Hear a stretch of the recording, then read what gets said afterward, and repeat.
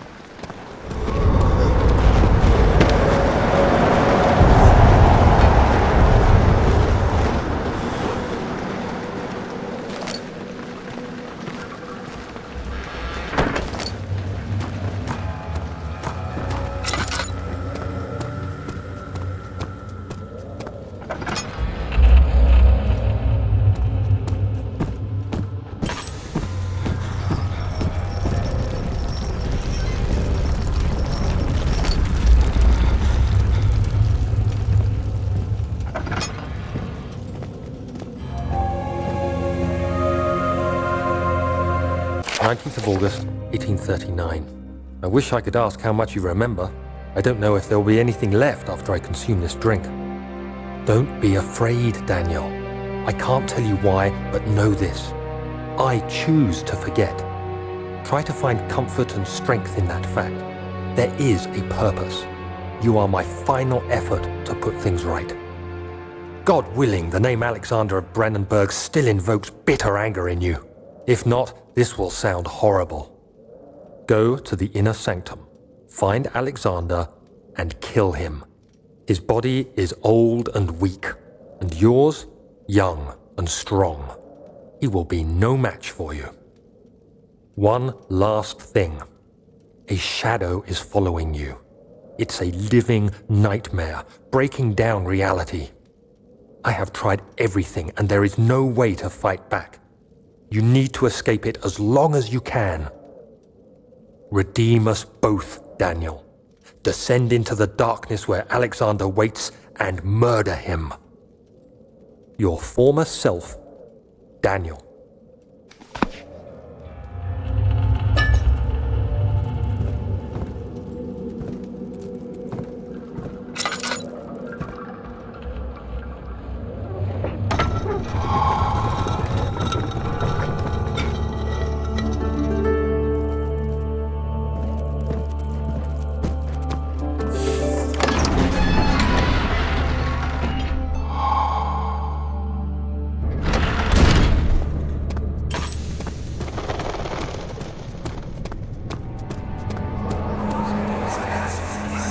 Alexander, is it inside the castle? In a manner of speaking. Come, bring the lamp. You've been to the refinery, have you not? I don't believe I have. Is it connected to the... what did you call it? The inner sanctum. My most precious chamber, Daniel. And it lies well beyond the refinery. In fact, it lies beneath the very stone of Brennenburg.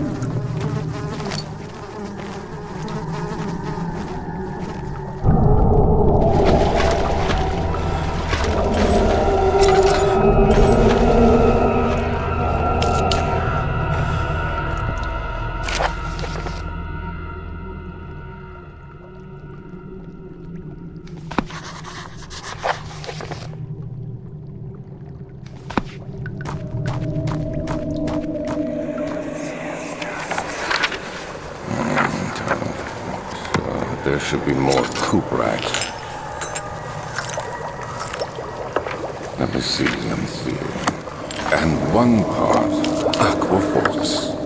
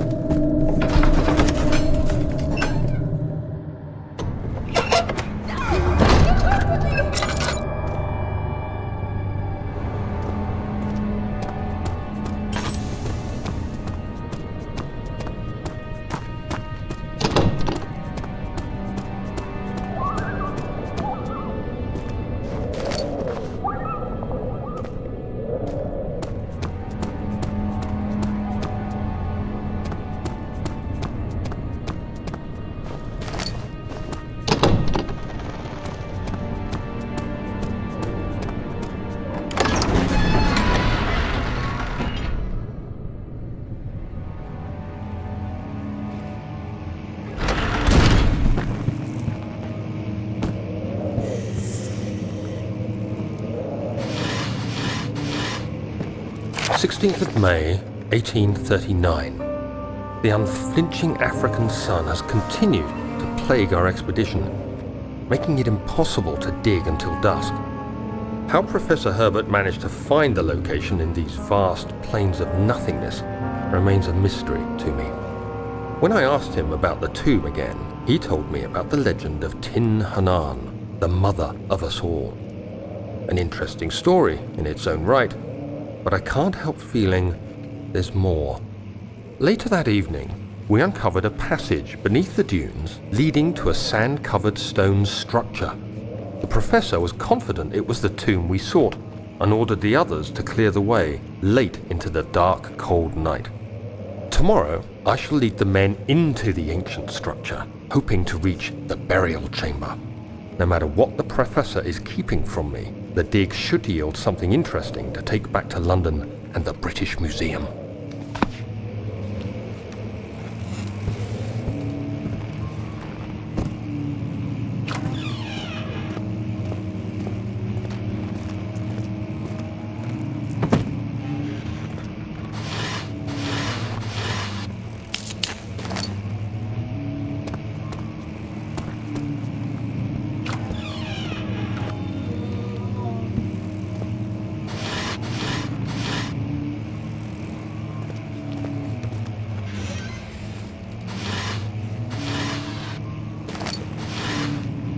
"17th of May, 1839. My hands tremble as I write. I feel a need to document my tribulation, for I fear that my memory will fail me if I linger. Today, I took some men and ventured into the dark, ancient passage we uncovered. Our torches burned faintly in the murky air as we slowly made our way underground. The men were superstitious and fearful. They argued loudly, and I felt their strange language getting to me. I mustered my strength and yelled at them to continue down the slopes and broken steps. The crudely carved passage confused me. It looked much older than the 4th century structure we had expected. The twisting path emerged into a great antechamber. The walls were lined with statues unlike any I'd ever seen. Despite their unearthly quality, I felt a strange familiarity toward them, which haunts me still. At the far end of the chamber, a great slab of stone sealed off whatever lay ahead. I gave the order to raise it, and as I pushed through the narrow space, the heavy stone suddenly dropped, sealing me inside.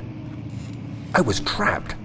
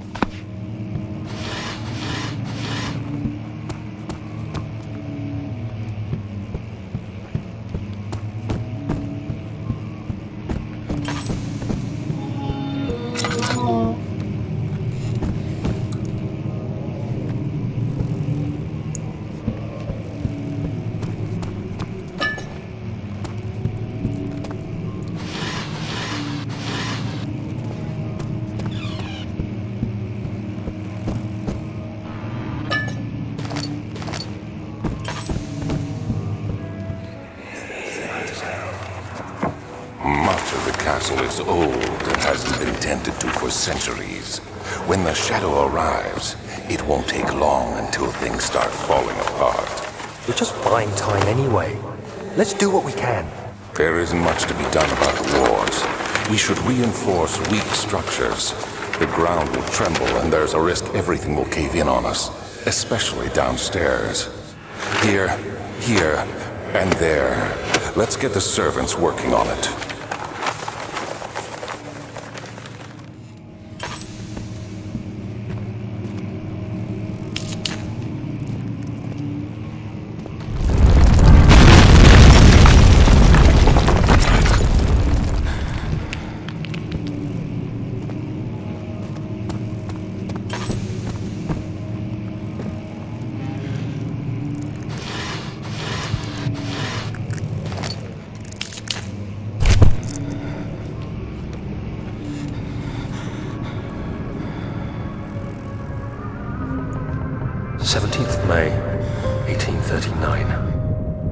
After pounding the unforgiving stone wall for what seemed like an eternity, I realized it was hopeless. I was trapped. I fell to the ground, gasping for air, trying to focus. That's when I saw a faint blue shimmer. My weakened body was heavy to carry, but I managed to push myself toward the enchanting light. It was waiting for me. Enclosed in dark nothingness, I felt myself drawn to the mystic light.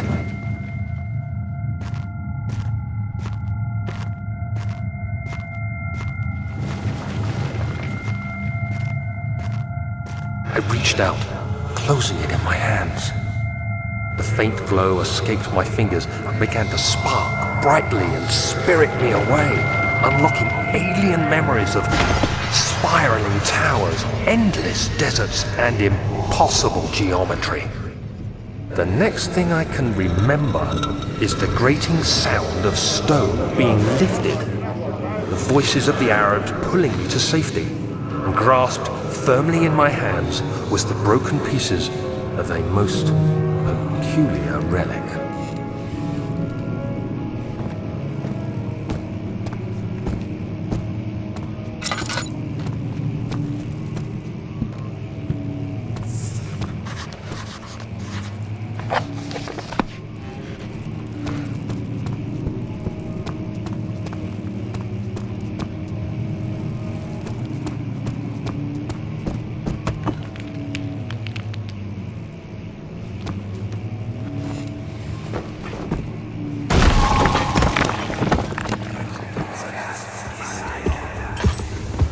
You have to be swift when you activate the first one.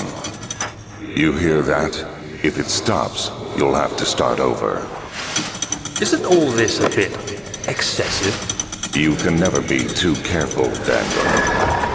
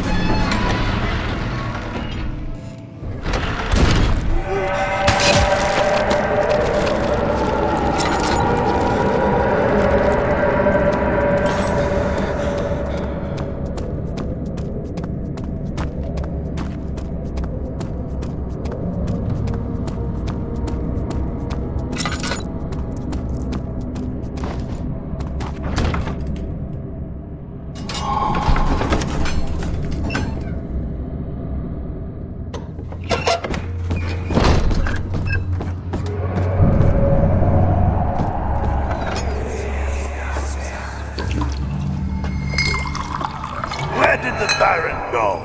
Who cares? He left us enough wine to last us a lifetime. Or at least until tomorrow.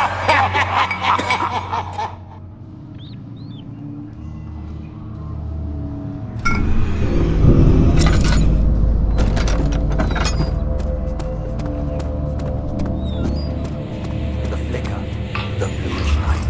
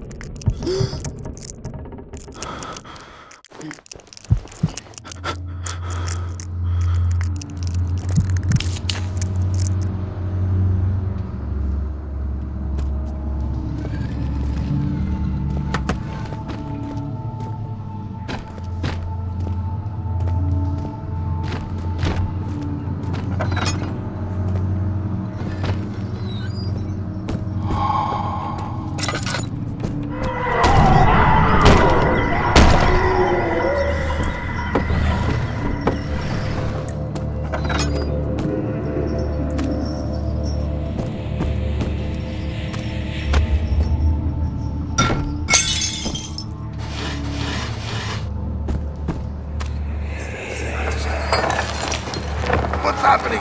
Oh, it feels like my chest is going to burst. My God! Wilhelm, do something! Accept it. We're not getting out of here. How can you say that? Alexander, you piece of shit! Let us out of here!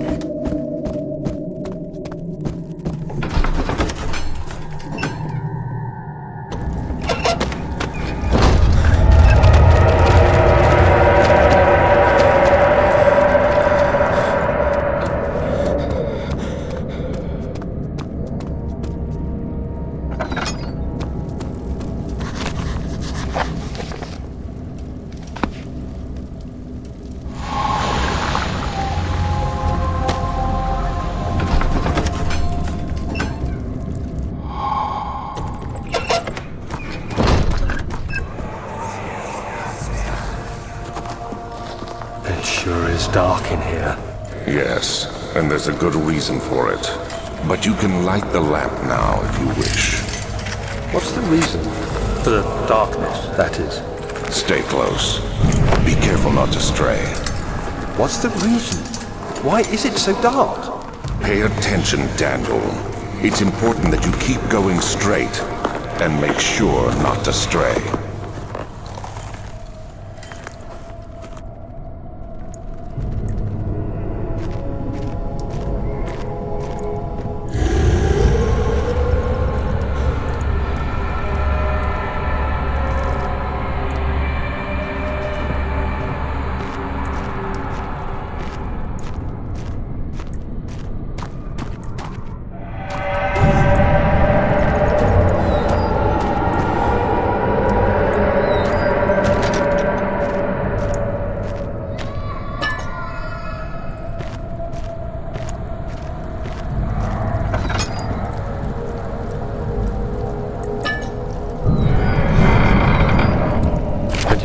June 1839.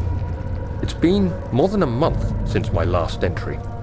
After the event inside the underground chamber in Algeria, Professor Herbert insisted I return to England. He said he didn't want to risk forfeiting the entire expedition lest I took a turn for the worse. An excessive decision, in retrospect. But I'm glad it turned out that way. I found my journal this morning in the haphazard collection of things brought home from Africa. Next to it lay the broken stone orb wrapped in cloth. I tried to assemble it, but couldn't. The pieces wouldn't fit together, as if they weren't from the same object. Could I have imagined it all? Was there ever a complete orb?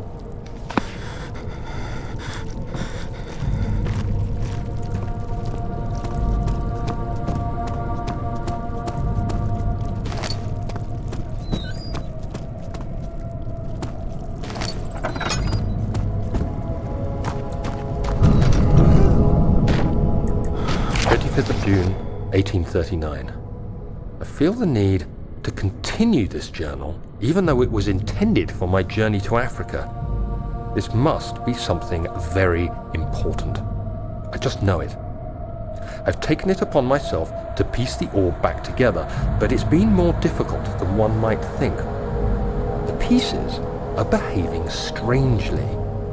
They seem to change color, shape, and texture, but ever so slightly. Yesterday, I took careful measurements and notated any significant markings.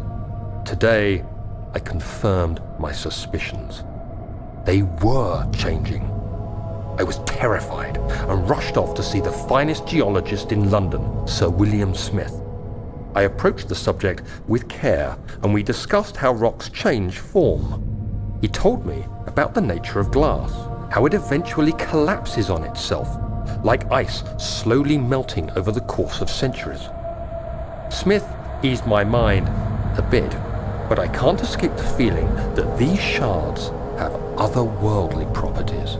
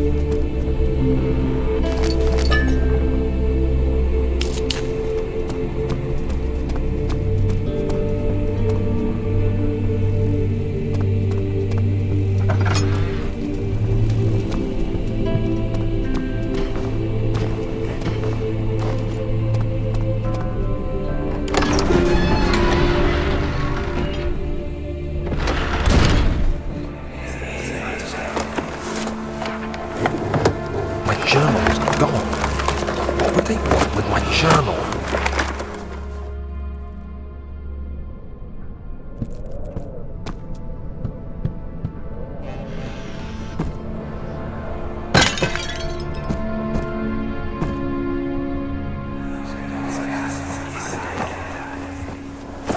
Daniel, What? still having nightmares, I see. Yes, I can't shake them. They come every night. We'll put a stop to them. You'll see. 2nd of July, 1839. I received a letter today from the Algerian governor's office disclosing the fate of Herbert's expedition. About a week after my departure, Abdullah, one of the men traveling with us, returned from the desert. He was badly injured, as if maimed by a lion.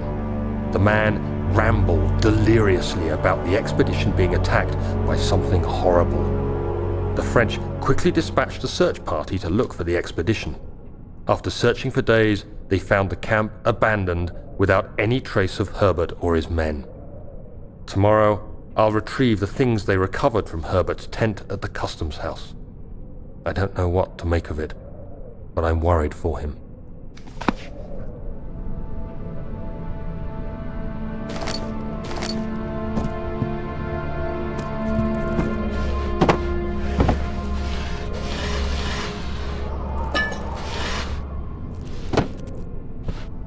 Third of July, 1839. Today I picked up Herbert's things at the customs house.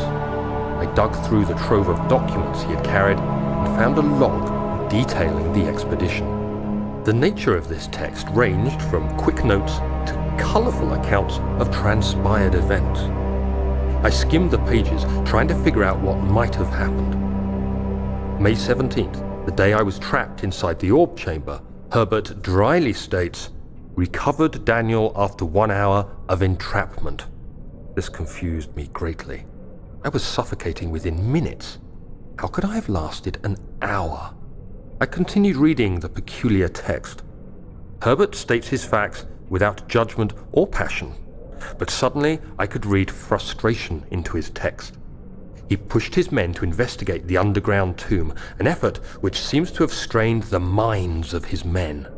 Madness spread through the ranks, and Herbert had to take some extreme measures to continue. He finally visits the chamber himself, where he retrieves the orb to the surface. His account confuses me greatly. If he has the orb, what are those pieces in my drawing room?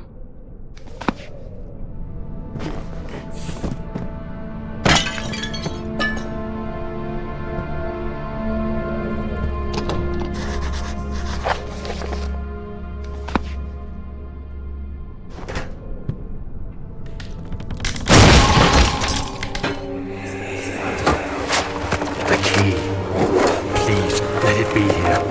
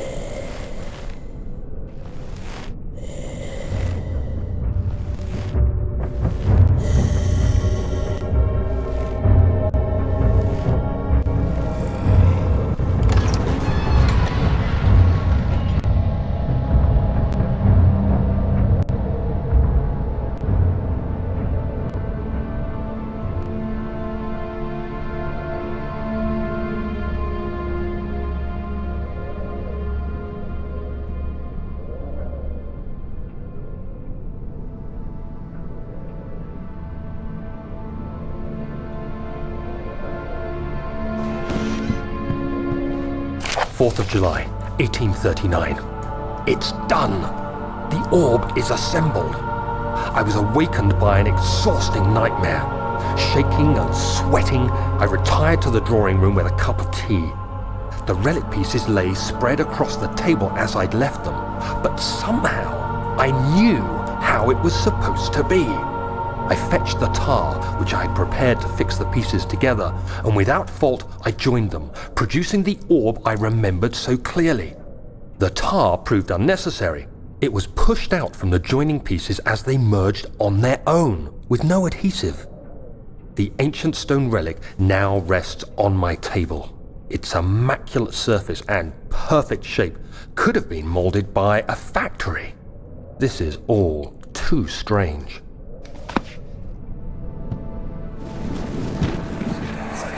Oh, thank God, there it is. I guess it is a good place to hide it then.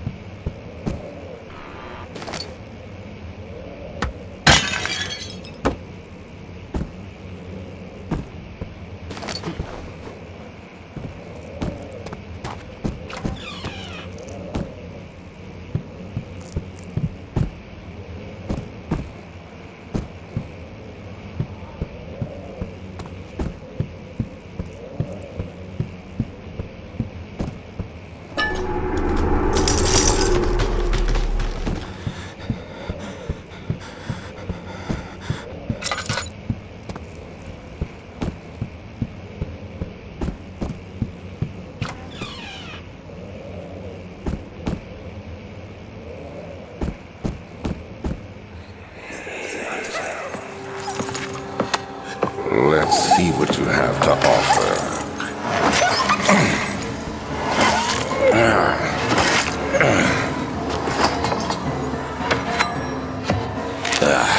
What a mess.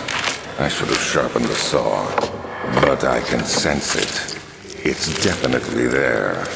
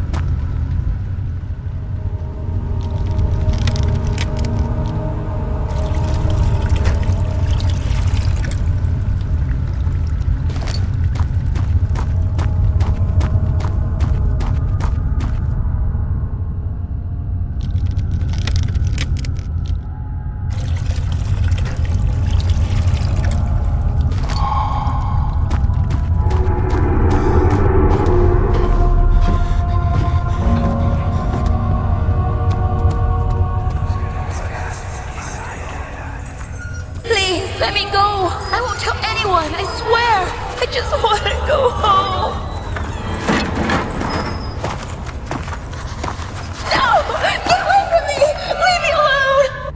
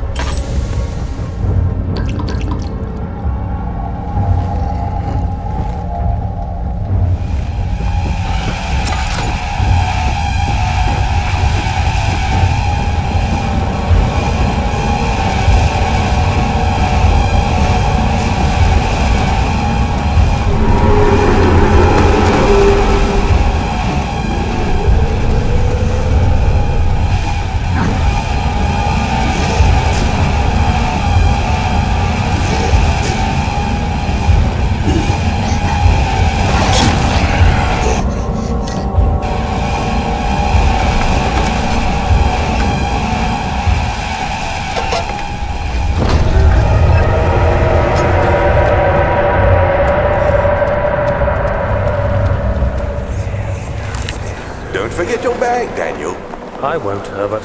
There is no shame in using a parasol in the desert. As it happens, it's imperative to your survival. But it looks ridiculous. The shade will hurt much less than dying, I assure you.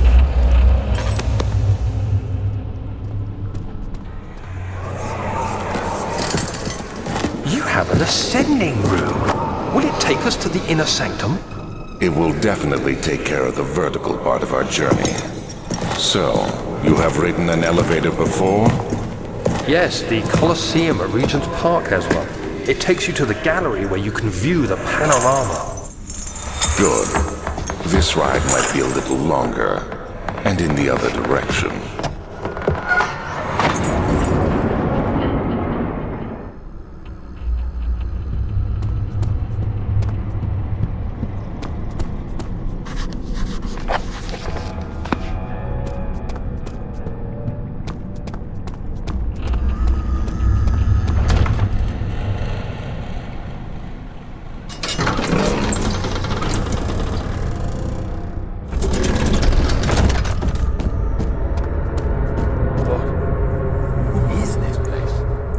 July, 1839. Today I went to the university looking for answers.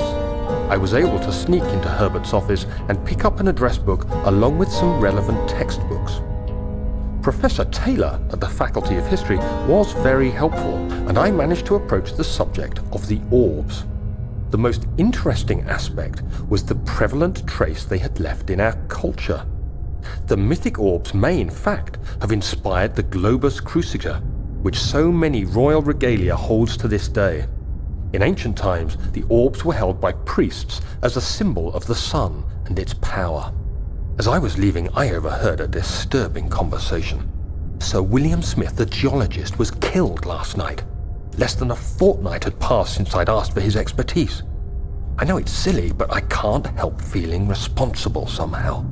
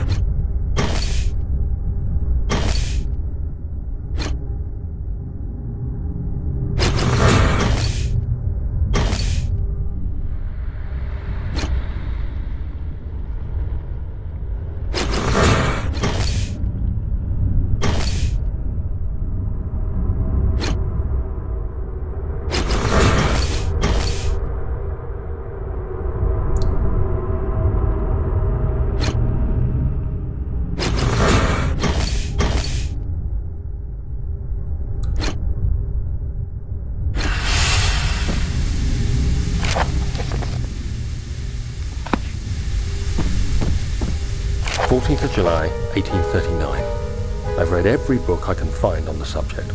While rich in legend and hearsay, my knowledge is lack for the insight I crave. I've sent letters to many in Herbert's address book and received answers of varying importance. Today, I got one which differed greatly from the others. From a baron in Prussia. He said nothing about the quaint stories of priests in underground temples. It didn't even mention them. He simply wrote, "I know. I can protect you. Come to Brennenburg Castle." Signed, Alexander. What am I to make of this? Protect me from what? Is someone after me? I looked up Brennenburg and traced it to the Prussian woods near the Baltic Sea. While being the least informative letter I've received, it causes me greatest distress and interest. As I write, my thoughts are drawn to my nightmares in which a most disturbing sound calls to me. A sound defying description.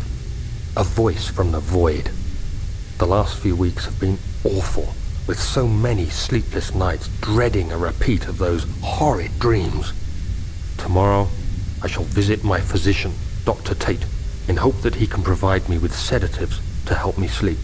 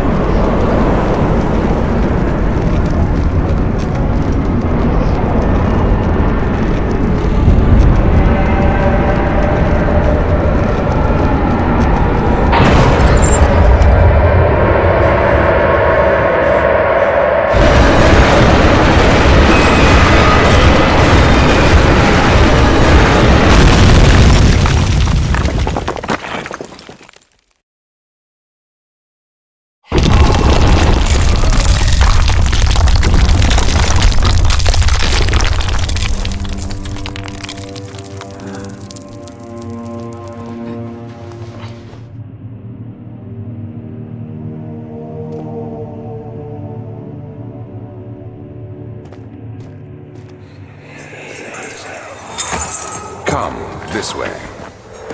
What was that? Forgive me, I should have warned you. One of my responsibilities as a baron is that of a prison warden. This is where criminals are locked up. Like a dungeon? Very much so. Come, don't linger.